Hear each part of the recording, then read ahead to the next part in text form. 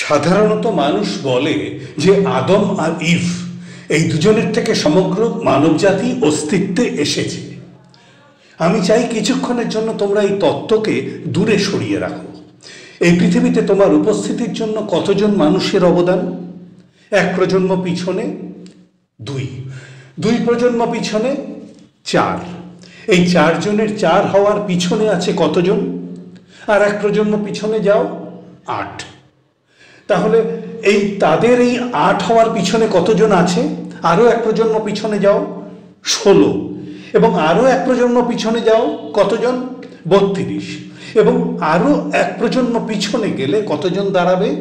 64। এভাবে ক্রমাগত পেছনে যেতে থাকলে দেখবে 40 প্রজন্ম পিছনে তোমার এখানে উপস্থিতির জন্য 100 কোটি মানুষের অবদান ছিল। তোমার ভিতরে তাদের ডিএনএ রয়েছে। এটা একটা অত্যন্ত জটিল বহুমাত্রিক বৃদ্ধির এক উদাহরণ। তোমার ভাইয়ের জন্য একই রকম সমীকরণ হবে, কিন্তু যখন তার বিয়ে হবে তখন আনুভূমিক ও উল্লম্বভাবে তার বংশ তালিকা বা ফ্যামিলি ট্রি বৃদ্ধি পাবে। এইভাবে তা বেড়ে চলবে অনন্তের দিকে।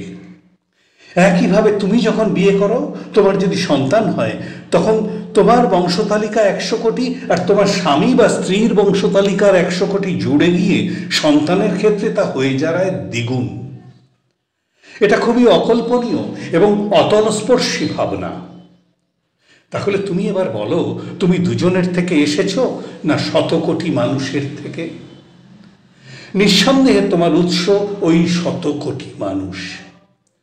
হাজার হাজার বছর আগে ওই 100 কোটি মানুষ পৃথিবীতে ছিল, যাদের কারণে তুমি আজ এখানে আছো।